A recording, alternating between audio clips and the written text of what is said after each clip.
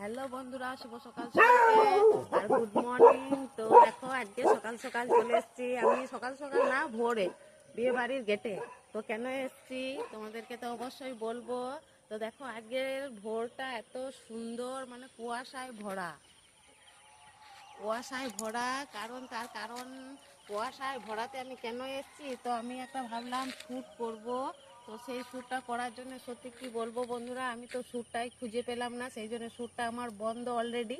আর এই দেখো, এটা হচ্ছে আমার বাপের বাড়ির পুকুর, আর এটা হচ্ছে পুকুর, আর এটা হচ্ছে জল ট্যাঙ্কি, মানে এখানকার জলগুলো সবাই খায়।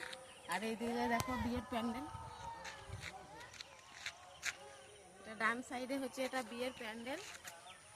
আর এগুলো হচ্ছে গরু, ওগুলো হচ্ছে গরু বান্ধা আছে। গরুগুলো কাদের গরু? গরুগুলো আমাদের গরু, আমার বাবার গরু।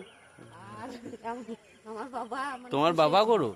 বাবা গরু নয়, বাবার গরু। বাবার গরু, তো আচ্ছা। বাবা পুষেছে। তো সারা রাত কি বলবো বন্ধুরা, প্রচন্ড গরম। আর গরমের কারণে সত্যি বিয়ে বাড়িতে এসে শরীরটা এত খারাপ করছিল।